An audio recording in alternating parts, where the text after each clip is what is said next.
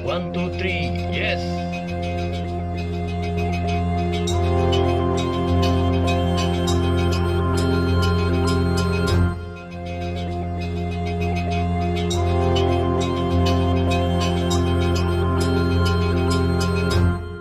One, two, three, yes.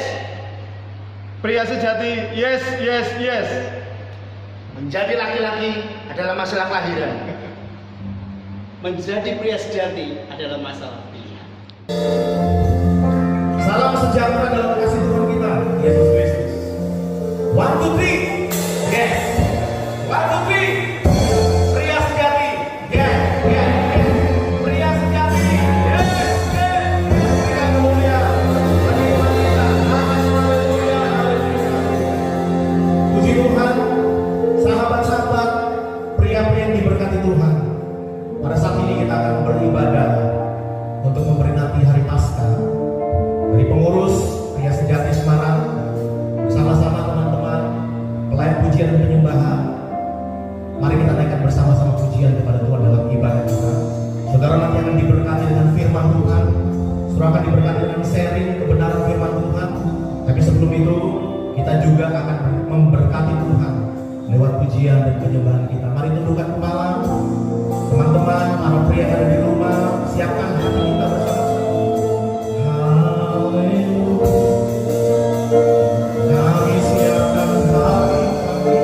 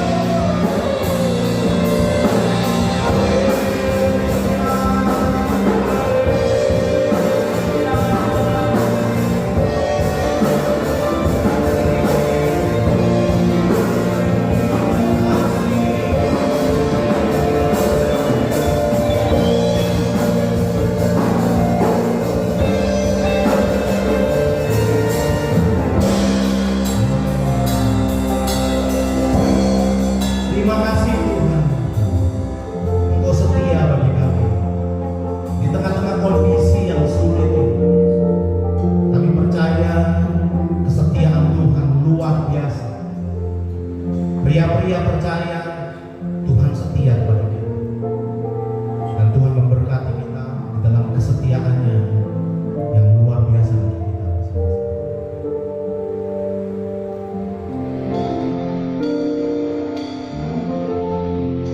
Kalau Tuhan itu berjanji yang tidak pernah mengingkari janji. Pasca itu setelah membumi, oh Yesus tidak pernah mengingkari janji. Dia menyerahkan nyawanya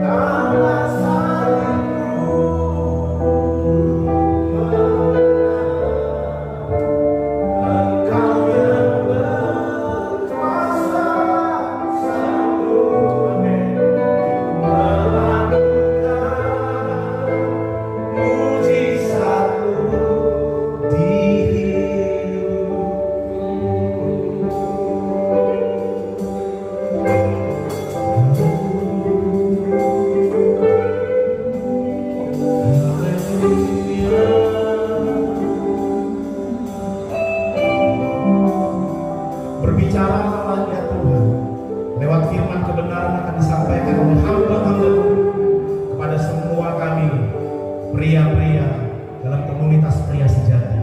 Berkatilah firman yang kami dengar, supaya kami benar-benar nampak cahaya kebenaran Tuhan yang luar biasa, yang menerangi hati kami di tengah kondisi dunia yang gelap di hari ini. Kami percaya firman kekuatan, firman bagaikan cahaya yang menuntun langkah kaki kami berjalan. Dalam nama Tuhan Yesus kami berdoa. Sama-sama yang ada di rumah, yang ada di mana-mana, kita katakan amin. Berikan kemuliaan bagi Tuhan kita. Haleluya. Siapkan hati saudara, sambung firman kebenaran yang akan disampaikan oleh hamba-hamba Tuhan kepada kita semua. Amin. Haleluya. Shalom teman-teman semua, 1, 2, 3, yes. Pesan Paskah pada tahun ini dari saya untuk teman-teman semua diambil dari Injil Matius pasal 28 ayat 1 sampai dengan 10. Perikop ini bicara tentang kebangkitan Yesus. Pada waktu itu Maria Magdalena dan Maria yang lain pergi ke kubur Yesus, dan pada waktu itu kubur sudah kosong dan malaikat Tuhan berkata bahwa Yesus sudah dibangkitkan. Respon mereka pertama kali adalah takut, karena itu peristiwa alam yang begitu luar biasa yang tidak sehari-hari terjadi. Seringkali kita juga mengalami ketakutan pada waktu ada sesuatu hal yang tidak pernah kita perkirakan, tidak pernah kita rencanakan terjadi di dalam hidup kita. Seperti mungkin yang kita alami pada hari-hari ini di tengah wabah pandemi COVID-19, juga di tengah-tengah krisis ekonomi yang menghantui setiap kita semuanya. Mungkin di antara kita mengalami ketakutan, tetapi ingat bahwa malaikat Tuhan, bahkan Yesus sendiri berkata dan berpesan kepada Maria Magdalena dan Maria yang lain untuk memberitakan kabar kebangkitan ini kepada murid-muridnya. Mereka semua juga ketakutan di rumah masing-masing. Artinya bahwa ketakutan itu akan menghalangi rencana Tuhan di dalam kehidupan kita. Ada kehendak Tuhan di dalam setiap kehidupan kita. Yesus katakan jangan takut. Kita tidak boleh takut menghadapi situasi dunia saat ini. Apa yang terjadi di Indonesia, terjadi di dalam keluarga, terjadi di tempatmu, di bisnismu, itu hanya bersifat sementara. Engkau harus tetap setia berjalan dalam kehendak Tuhan yang sempurna. Dan Tuhan Yesus katakan jangan takut, aku mendahului kamu pergi ke Galilea. Yesus sudah menanti kita di Galilea. Kenapa Galilea? Galilea adalah tempat di mana Yesus pertama kali bertemu dengan murid-muridnya. Dari yang mulai penjala ikan dirubah menjadi penjala manusia. Pergilah ke Galileamu, yaitu tempat peristiwa, situasi di mana kamu bertemu dengan Yesus secara pribadi untuk pertama kalinya. Kamu akan mengalami semangat yang baru, kamu akan mendapatkan kekuatan yang baru, kamu akan mendapatkan hikmat yang baru dari Tuhan, sehingga kamu bisa melewati krisis ini, masa-masa sulit ini, tetap berjalan dalam kehendak Tuhan yang sempurna, karena Tuhan sudah mendahului kamu di sana. Tidak ada rencana kematian, tidak ada rencana kecelakaan, yang ada hanyalah rencana kehidupan, keselamatan, damai sejahtera, sukacita di dalam seluruh kelimpahan Tuhan kita, Yesus Kristus. Selamat merayakan Paskah, itulah arti sesungguhnya dari Paskah, yaitu kebangkitan bagi kita semua, bukan hanya kebangkitan rohani, tetapi kebangkitan jasmani, di mana kita bisa melalui ini semua dengan baik. Ingat, hanya ada 2 langkah. Yang pertama, jangan takut. Yang kedua, temukan Galileamu, temukan Yesus, temukan peristiwa pertama kali kamu bertemu dengan Dia. Tuhan Yesus memberkati. Haleluya. Shalom, saya Pendeta Billy Rafael Tanamal. Saya ingin menyampaikan 2 berkat Paskah buat kita. Berkat Paskah yang pertama adalah damai sejahtera. Yohanes 14 ayat 27 dikatakan, damai sejahtera ku tinggalkan bagimu, damai sejahtera ku berikan kepadamu. Apa yang ku berikan tidak seperti yang diberikan oleh dunia kepadamu. Janganlah gelisah dan gentar hatimu. Saudara dikasih Tuhan, berkat Paskah yang pertama adalah damai sejahtera. Murid-murid di satu lokasi dengan pintu yang terkunci. Kenapa? Karena Yesus sudah mati disalib dan Yesus dikubur. Bagi mereka itu sudah akhir segalanya.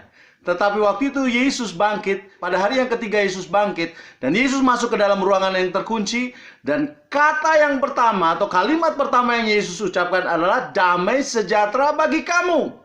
Berkat Paskah yang pertama, damai sejahtera. Dan Yesus berkata, janganlah gelisah dan gentar hatimu. Hari-hari ini dunia membuat kita gentar dengan peristiwa, dengan kematian, dengan virus wabah.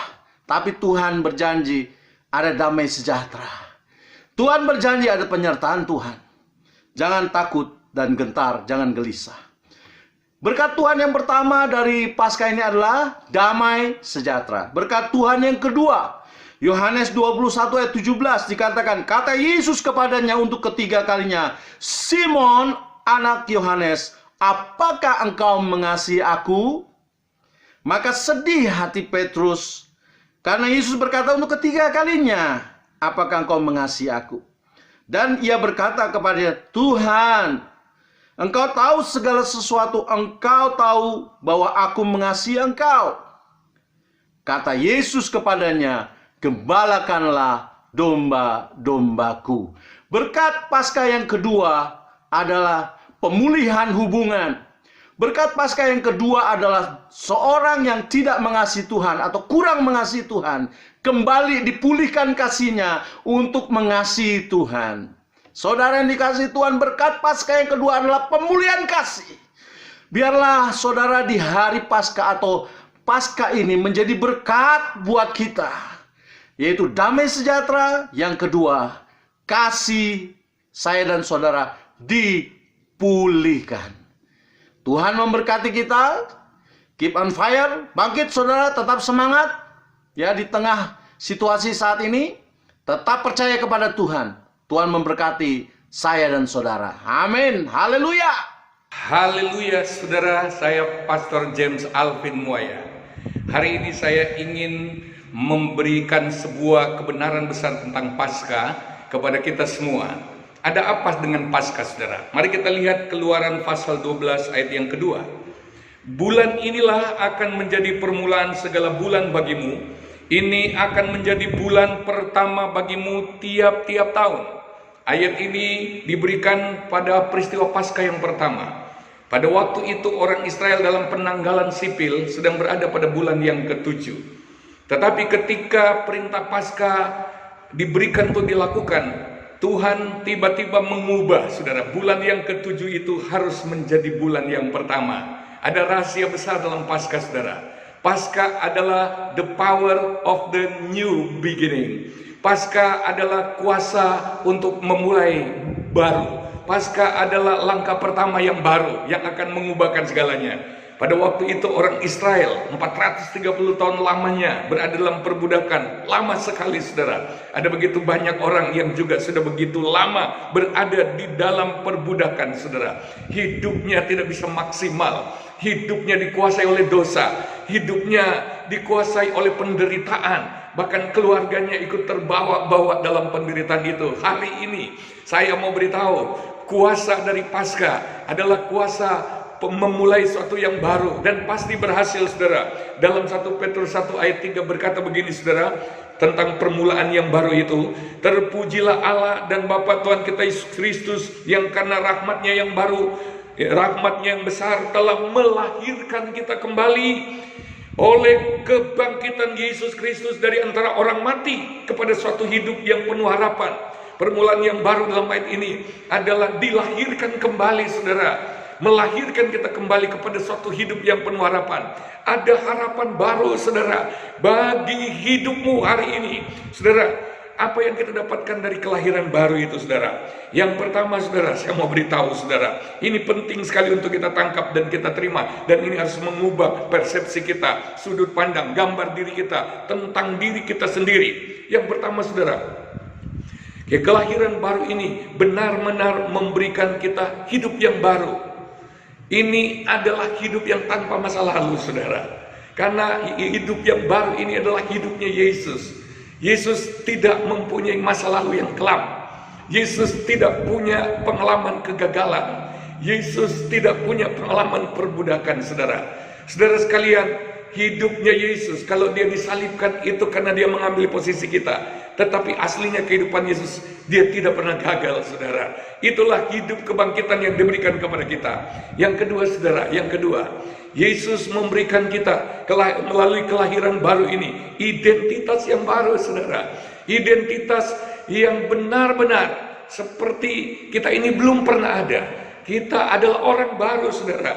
Nah, saudara, ini tidak peduli berapa susahnya hidup kita di waktu lalu. Kegagalan-kegagalan kita seperti apa, itu bukan penentu identitas kita. Saudara, identitas kita baru dalam Kristus Yesus, saudara. Yang berikut, kelahiran baru ini memberikan kita DNA yang baru, gen yang baru, saudara. DNA ilahi ditanamkan di dalam kita. Di dalamnya ada potensi-potensi ilahi. Haleluya. Saudara, kita harus mengaktifasi kehidupan baru ini, saudara. Kita harus mengalaminya dalam realita kehidupan. Kita diberikan DNA-nya Allah. Kita diberikan DNA surgawi. Di dalamnya ada potensi dan kuasa surgawi, saudara. Tentu dengan tujuan-tujuan yang baru, dengan arah baru, dengan rel yang baru. Kita harus berani mengambil keputusan untuk menghentikan cara hidup yang lama dan mengambil langkah baru dalam Kristus Yesus, saudara. Dan juga, saudara, identitas baru ini, kelahiran baru ini akan menjungkir balikan keadaanmu yang buruk, keadaanmu yang tidak berpengharapan, keadaanmu yang dalam perbudakan, keadaanmu yang tidak maksimal, yang selama ini rasanya sudah permanen, seperti mimpi buruk yang panjang 430 tahun. Wow, itu begitu amat sangat lama, seperti tidak ada harapan lagi. Tetapi dengar baik, kelahiran baru, kuasa dari kehidupan Yesus yang bangkit akan menjungkir balikan keadaan itu. Engkau akan diberikan awal yang baru dalam suatu hidup yang penuh dengan harapan. Ada naluri-naluri yang baru yang akan muncul dalam dirimu. Kalau engkau terima kebenaran ini, akan ada kecenderungan baru. Bukan kecenderungan untuk gagal lagi, bukan kecenderungan untuk berdosa, bukan kecenderungan untuk hancur, tapi kecenderungan untuk menang. Akan ada tarikan-tarikan dalam dirimu untuk membawamu mengalami kemenangan. Kau akan dilepaskan dari perbudakan, kau akan menuju tanah perjanjian. Percayalah, Yesus ada di dalam dirimu saat ini sebagai kehidupan barumu. Kita aktifasi hidup baru itu dengan selalu terkoneksi dengan Dia. Kita harus selalu berdialog dengan Yesus. Kita nggak cukup hanya pada hari Minggu saja terkoneksi dengan Yesus. Tiap saat, siang, sore, malam, pagi, siang, sore, malam, pelihara koneksi dengan Yesus, hubungan dengan Yesus, karena Dialah identitas baru kita. Kalau masa lalumu mulai berkata kepadamu engkau adalah pecundang, katakan kepada masa lalumu, tidak, saya adalah orang yang baru. Kalau engkau bernama Budi, katakan begini, ini adalah budinya Kristus, bukan budi yang itu. Kalau engkau namanya Wawan, kau harus mulai berkata, mulai hari ini Wawan, bukan Wawan yang itu, ini Wawannya Kristus. Wawan dengan identitas baru, Wawan dengan DNA-nya Kristus. Wow, kita mau berjalan dalam kemenangan dengan hidup menghidupi prinsip Paskah ini, prinsip hidup kebangkitan Yesus. Tuhan akan menolong kita untuk mengubah segalanya. Hidup kita berubah, keadaan kita berubah, keluarga kita berubah, bahkan kita bisa menjadi agen perubahan untuk banyak orang. Tuhan memberkati kita dengan kebenaran ini. Haleluya, haleluya, haleluya. Amin. Puji Tuhan. 1, 2, 3. Yes. Apa kabar pria-prianya Tuhan? Puji Tuhan, saya percaya kita semua mengalami kemenangan karena Kristus bersama dengan kita. Puji Tuhan, mari hari ini saya akan berbagi firman Tuhan kepada rekan-rekan semua dari kitab Roma pasal yang ke-6 ayat yang ke-9. Roma 6 ayat 9, demikian firman Tuhan. Karena kita tahu bahwa Kristus sesudah Ia bangkit dari antara orang mati, tidak mati lagi. Maut tidak berkuasa lagi atas Dia. Wow, luar biasa ayat ini. Sebuah kebenaran disampaikan dengan tegas, jelas buat kita semua, bahwa Kristus sesudah Ia bangkit dari antara orang mati, tidak mati lagi. Rekan-rekan yang dikasihi Tuhan, Lazarus pernah Yesus bangkitkan. Tapi kita tahu pada akhirnya pun Lazarus juga mati lagi. Tetapi Yesus ini, Tuhan kita Yesus Kristus, sesudah disalib, mati dan dikuburkan, pada hari yang ketiga dia bangkit dari antara orang mati. Dan kitab Roma menuliskan begini, ia bangkit dari antara orang mati dan tidak mati lagi. Luar biasa. Kita akan belajar yang pertama, Yesus adalah Tuhan. Yesus adalah Tuhan yang layak disembah. Yesus adalah Tuhan yang menciptakan langit bumi. Yesus adalah Tuhan. Dia yang berkuasa atas kehidupan kita. Rekan-rekan yang dikasihi Tuhan, jangan ragu untuk mempercayai Tuhan. Jangan ragu untuk mengandalkan Tuhan. Karena Yesus adalah Tuhan. Jangan ragu mengandalkan Dia. Yesus berkuasa. Amin. Yang kedua kita belajar begini. Yesus bangkit dari antara orang mati dan maut tidak berkuasa lagi atas Dia. Artinya Dia bangkit, kemenangan atas maut menjadi kemenangan, menjadi jaminan kemenangan dalam kehidupan kita. Kita perlu bangkit. Mari bangkit dari keterpurukan yang rekan-rekan mengalami. Bangkit dari situasi yang mungkin sangat berat. Mari bangkit. Bangkit dalam segala macam tekanan-tekanan. Bahkan bangkit kalau ada di antara rekan-rekan yang mulai putus asa, yang tidak bisa lagi melihat jalan keluar. Percayalah bahwa kebangkitan Yesus memberikan kemenangan buat kita. Kita pun bisa bangkit dari segala situasi kita. Amin. Bagaimana caranya untuk kita bangkit?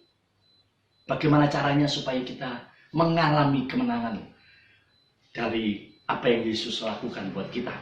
Kitab Kolose pasal yang ketiga ayat 1 dan 2. Karena itu, kalau kamu dibangkitkan bersama dengan Kristus, carilah perkara-perkara yang di atas, di mana Kristus ada, duduk di sebelah kanan Allah. Pikirkanlah perkara yang di atas, bukan yang di bumi. Amin.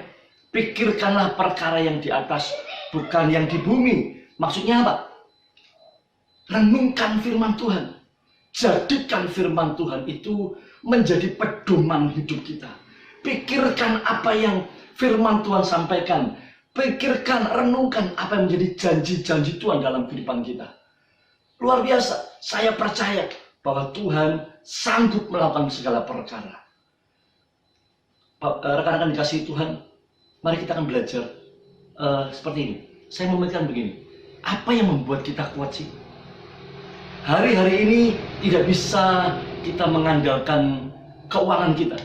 Kita nggak bisa mengandalkan harta benda kita. Kita nggak bisa mengandalkan rekan bisnis kita, partner kita. Karena semua orang hari-hari ini sedang terdampak. Tapi kita percaya ada satu pribadi yang memberikan jaminan kepada kita, yaitu Yesus. Pikirkan perkara-perkara yang di atas. Renungkan firman Tuhan setiap hari. Ya, Mazmur katakan ketika kita merenungkan firman Tuhan setiap hari, maka kita menjadi orang yang beruntung. Amin. Renungkan firman Tuhan, maka kita seperti tanaman yang ditanam di tepi air, yang merambatkan akar-akarnya ke batang air. Luar biasa, rekan-rekan dikasih Tuhan. Berita Paskah hari ini yang mau saya bagikan adalah Yesus adalah Tuhan dan Dia berkuasa atas langit dan bumi. Dia mengendalikan segala situasinya karena Dia adalah Tuhan kita. Amin. Yang kedua, Yesus bangkit, maka kita pun bisa bangkit. Ini berita baiknya.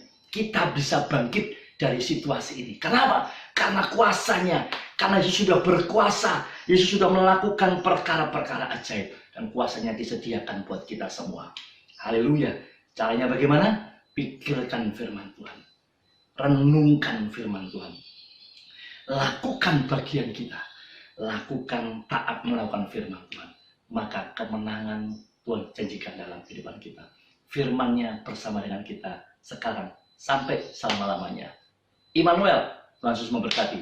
1, 2, 3, yes. Pria sejati, yes, yes, yes. Shalom, Saya, Pendeta Samuel Basri, diberi kesempatan memberikan pesan Paskah bagi kita semuanya. Saudara-saudara yang terkasih dalam Tuhan, bahwa Paskah membawa sebuah kabar baik yang luar biasa. Paling tidak saya memberikan 3 hal di dalam pesan Paskah ini. Yang pertama, sesuatu yang mendasar adalah kematian dan kebangkitan Kristus telah memberikan kemenangan bagi saudara dan saya atas dosa. Di dalam kitab 1 Korintus pasal 15 ayat 54b dan 55 berkata demikian, maut telah ditelan dalam kemenangan. Hai maut, di manakah kemenanganmu? Hai maut, di manakah sengatmu? Merupakan sebuah pesan yang mendasar bagi saudara dan saya bahwa dosa sudah diselesaikan oleh Yesus di atas kayu salib. Di atas kayu salib dia berkata sudah selesai. Untuk itu kita harus ingat bahwa dosa hidup saudara dan saya sudah diselesaikan ketika Yesus menyelesaikan itu di atas kayu salib, dikuburkan dan dia dibangkitkan. Untuk apa? Menyelesaikan semua dosa dalam hidup saudara dan saya.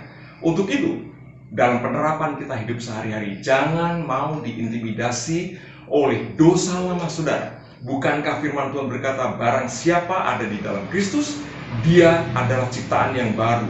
Yang lama telah berlalu, sesungguhnya yang baru telah datang.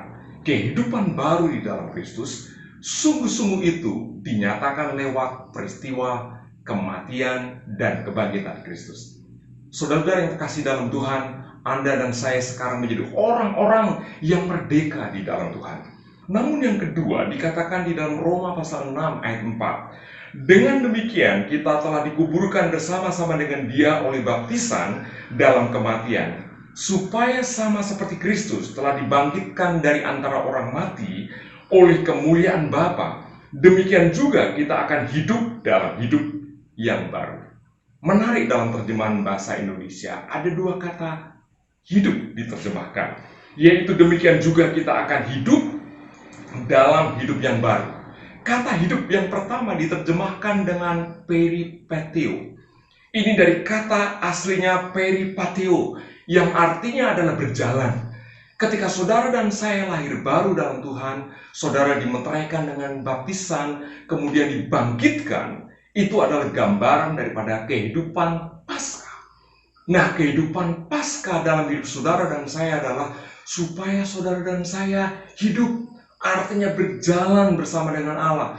Kata peripateo ini juga bukan saja artinya berjalan, tetapi juga artinya berpakaian. Itu juga berarti adalah perilaku. Jadi ketika saudara dan saya lahir baru melalui karya Paskah, supaya saudara dan saya berjalan dalam kebersamaan dengan Tuhan melalui kehidupan yang baru, pakaian yang baru, dengan perilaku yang baru dalam Tuhan. Nah, kata hidup yang kedua bukan peripateo, tetapi kata peripateo ini bukan di dalam kata hidup yang kedua. Kata hidup yang kedua itu artinya zoe, saudara. Nah, apa itu arti zoe? Yang artinya hidup. Zoe itu adalah kehidupan yang dimiliki oleh Allah sendiri. Itu adalah hidup yang dimiliki oleh Kristus, yang diberikan untuk saudara dan saya. Kata hidup ini juga artinya secara harfiah adalah kehidupan Allah, di mana saudara dan saya dimiliki oleh Allah sendiri. Kata zoe itu artinya adalah kehidupan yang adikodrati, kehidupan yang melampaui kehidupan fisik secara normal. Wow, luar biasa. Ketika Anda dan saya hidup baru di dalam Kristus dan dinyatakan lewat karya Paskah bahwa Tuhan ingin Anda dan saya memiliki kehidupan yang dimiliki oleh Kristus. Namun kata zoe itu artinya adalah kehidupan nyata dan asli, kehidupan yang aktif, kehidupan yang bersemangat, yang berbakti kepada Allah, kehidupan yang diberkati. Nah, kata asli itu mengingatkan kita ketika manusia pertama kali diciptakan oleh Allah, yaitu Adam dan Hawa, diciptakan dengan segambar dan serupa dengan Allah, ditempatkan di Taman Eden. Itulah adalah kehidupan asli saudara dan saya sebenarnya. Tetapi manusia jatuh ke dalam dosa, kita tahu Kehidupan dosa berkembang, bertumbuh, diperkenalkan dengan kutuk, diperkenalkan dengan penyakit, diperkenalkan dengan jerih payah, sampai tanah telah menghasilkan duri dan semak duri itu, dan itu merupakan menggambarkan tentang kutuk. Tetapi kematian Kristus di atas kayu salib dan kebangkitannya telah mengembalikan Anda dan saya untuk kehidupan yang asli, di mana segambar dan serupa dengan Allah. Di dalam teks dalam bahasa Perjanjian Baru adalah Anda dan saya serupa dengan gambaran Kristus. Jadi artinya Paskah memberikan sebuah pengharapan, memberikan kabar baik, di mana Yesus telah berkarya dalam kehidupannya supaya Anda dan saya memiliki kehidupan yang adikodrati, supaya saudara dan saya memiliki kehidupan Allah sendiri, memiliki kehidupan Kristus itu sendiri. Anda dan saya dibawa dalam kehidupan yang original seperti Adam dan Hawa itu, di mana segambar dan serupa. Adam dan Hawa tidak pernah khawatir, Adam dan Hawa tidak pernah bimbang, Adam dan Hawa tidak pernah merasa oh itu sesuatu yang susah, tidak pernah mengalami sesuatu yang penyakit yang menghantui dia. Sebab apa? Kehidupan asli yang Tuhan ciptakan segambar dan serupa dengan Allah. Karya salib Kristus di atas kayu salib, kematian dikuburkan, kemudian dia bangkit supaya Anda dan saya memiliki kehidupan Tuhan. Zoe itu ada dalam hidup saudara dan saya, supaya saudara dan saya berjalan dalam kuasa daripada Tuhan. Untuk itu, dalam kesempatan yang singkat ini, Paskah, ingat bahwa karya Kristus di atas kayu salib, kematian dan kebangkitan, supaya saudara selesaikan dari dosa, supaya saudara dan saya berjalan bersama dengan Tuhan, berpakaian, berperilaku seperti kehidupan Kristus, supaya saudara dan saya memiliki kehidupan Allah, di mana kehidupan mujizat, kehidupan diberkati, kehidupan yang penuh dengan aktivitas, kehidupan yang bersemangat di dalam Tuhan ada dalam kehidupan saudara. Terima akan kabar baik daripada Paskah ini. Terima mujizat dan kuasa Paskah. Kiranya Tuhan memberkati saudara sekalian. Dan selamat Paskah. 1, 2, 3. Yes. Semangat di dalam Tuhan. Tuhan memberkati. Shalom teman-teman. 1, 2, 3. Yes. Pria sejati. Yes, yes, yes. Haleluya. Senang sekali hari ini kita bisa bertemu. Setelah sekian lama kita tidak berjumpa. Kita masing-masing harus mengurung diri ada di rumah. Paskah tahun 2020 ini sangat beda dengan Paskah-Paskah sebelumnya. Mengapa? Karena dengan adanya pandemi COVID-19 ini, semua aktivitas harus dirumahkan. Termasuk ibadah pun juga harus dirumahkan. Nah, yang menarik dan mengharukan bagi saya adalah ketika kita harus mengadakan perjamuan kudus di rumah masing-masing, di mana bapak, ibu, dan anak-anak bisa bersekutu bersama makan tubuh dan darah Tuhan Yesus. Lalu saya ingat peristiwa Paskah yang pertama pada zaman dulu, yaitu ketika orang Israel akan keluar dari perbudakan Mesir. Mereka harus menyembelih anak domba Paskah, kemudian mereka harus memakannya bersama-sama dengan keluarga di dalam rumahnya sendiri. Di dalam rumahnya sendiri. Tahun ini pun kita mengadakan dan merayakan Paskah di dalam rumah kita masing-masing. Ada unity di antara anggota keluarga, dan di situ peran pria sebagai kepala keluarga menjadi berfungsi, yaitu untuk menjadi imam. Haleluya. Saya percaya segala sesuatu yang terjadi di dunia ini Allah punya maksud. Allah punya rencana, dan termasuk Paskah yang kita rayakan tahun ini di tengah-tengah pandemi COVID-19. Justru dari sini kita disadarkan bahwa selama ini kita sering membanggakan pekerjaan kita, karir kita, bisnis kita, bahkan pelayanan kita, dan lain sebagainya yang bisa kita banggakan. Namun saat ini apa yang terjadi? Kita tidak bisa apa-apa. Kita tidak bisa bermegah atas semua yang tadi sudah saya sebutkan. Untuk itu saya mengajak untuk semua teman-teman dari Pria Sejati dimanapun Anda berada, untuk merenungkan firman Tuhan yang tertulis di dalam 2 Tawarikh pasal yang ke-7 ayat yang ke-14. Demikian bunyinya.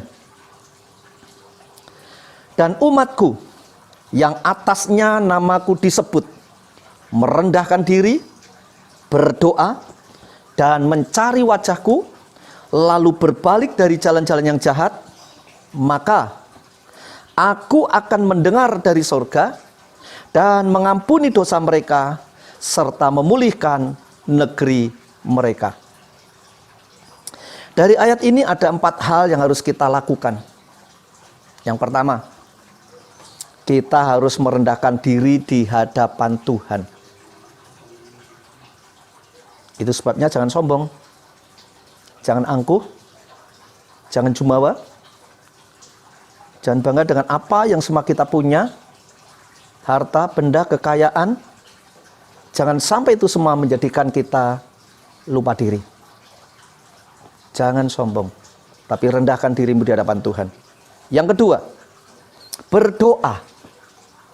Mari ini saatnya untuk kita bersama-sama berdoa bersama dengan keluarga. Ingat, kekuatan seorang pria terletak pada doanya. Kita diingatkan sesi adakah imam di dalam keluarga. Lalu yang ketiga, kita harus mencari wajahnya, mencari wajah Tuhan. Setiap kita harus cari wajah Tuhan. Jangan cuma cari muka demi ketenaran pribadi, dan jangan cari sensasi biar terkenal dan dikagumi. Tapi biarlah pelayanan kita menjadikan orang kagum kepada Tuhan, bukan kagum kepada kita. Yang keempat, kita harus bertobat, yaitu berbalik dari jalan-jalan yang jahat. Mari teman-teman Pria Sejati, kita introspeksi diri, jaga perkataanmu, jaga tulisanmu, jaga perbuatanmu, dan segala sesuatu dalam kehidupanmu. Dan buat teman-teman yang hamba Tuhan, saya menghimbau, seperti Pak Edilio ajarkan pada kita semuanya, khotbahkan apa yang kamu hidupi, dan hidupi apa yang kamu khotbahkan.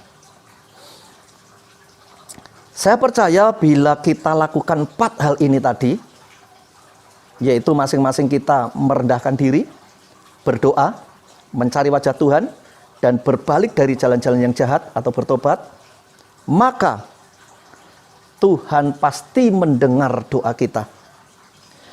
Tuhan pasti mengampuni segala dosa kita.